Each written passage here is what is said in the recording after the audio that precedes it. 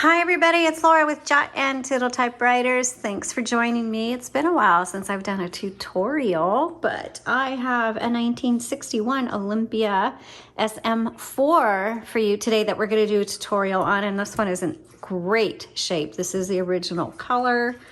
This is what it looks like. If you want to see how this performs, there's a link to a typing demo in the description below, and you can go watch that to see how it performs. But this is basically to show you guys how to use a 1961 SM4 by Olympia. So let's start with the back and work our way forward. So right here, you're going to see the back plate with kind of the ruler on there. If you squeeze these silver tabs, then this is your margins, and they are so smooth. Very nice. So the SM4, some typewriters have tabs up here too, but our tabs are going to be all the way down here. And we'll get to that here in a minute. There is a little button on the left side. If you just pop that up, that is your paper holder. Okay. Snap that down. This is an all tab release, or I believe it's all tab clear.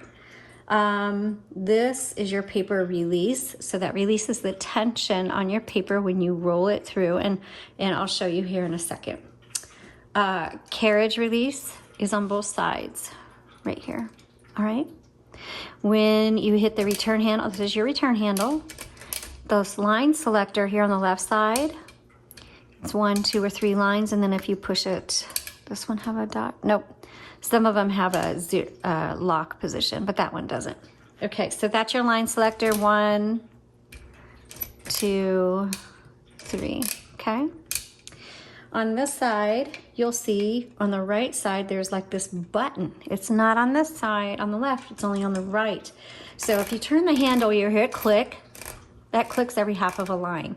But let's say there's something that needs just a little bit of an adjustment. You just turn that and you can, it doesn't click anymore. You can kind of just put your roller right where you want it, okay? And then just release.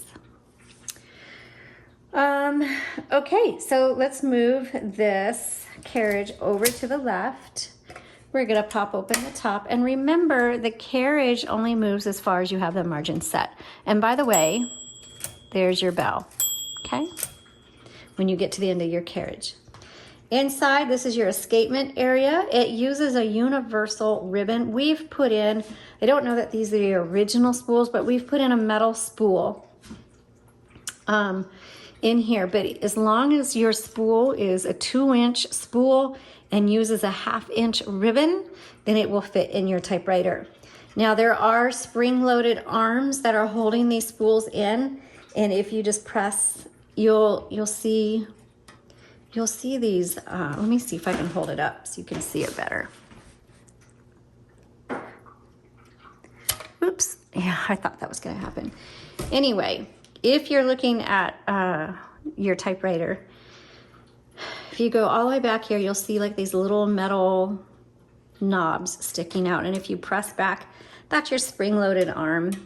You can also just come under here and pull it back, and you just need to pull it back before lifting your spool up and off. And when you have a new one, you just pop it down and voila. But make sure your ribbon, you have black on top and red on bottom. Now, when you get to the end of the spool, it's not the end of the ink in your ribbon. You should be able to reverse this multiple times before you need to replace your ribbon. And to reverse your ribbon manually, right there.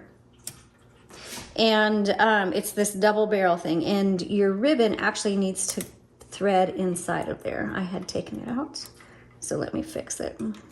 There we go. Make sure it's threaded properly all the way through. There is an up-close image of this.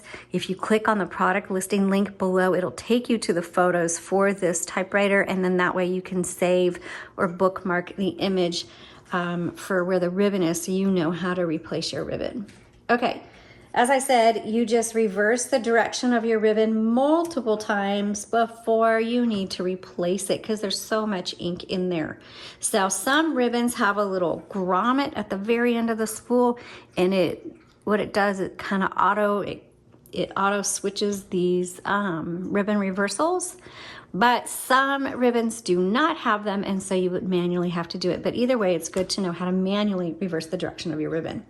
Over here on the right side is another lever, and it has a minus and a plus, and that adjusts how hard these type bars are going to strike your paper, okay?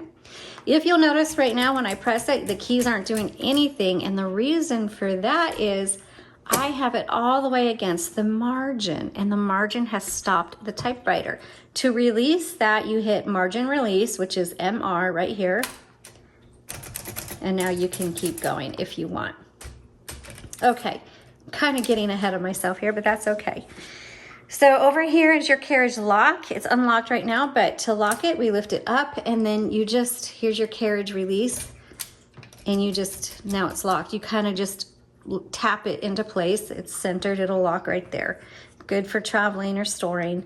But if you do purchase an Olympia from us, you'll have to unlock the carriage, and you just do it like that, okay? Down here is your color selector. This is your backspace, your tab. This is how you clear your tabs and set your tabs. Let me just load a piece of paper so you can see a couple of things. So you load your paper by setting it there, turn the handle, bring this bar, make sure your paper goes underneath this bar. Okay, and so now you're ready to type. Now, if your paper was uneven, that's where you use the paper release, and you can move your paper around easily, line it up, re-engage. As I mentioned before, if you're typing away and you get to the end of your margin and you're in the middle, it's gonna stop on you. You're in the middle of a word, just hit your margin release, and you can finish your sentence and then hit your return handle. If you make a mistake, you backspace, but backspace doesn't erase. You just backspace, type over your mistake, and then you can keep going. For the tab,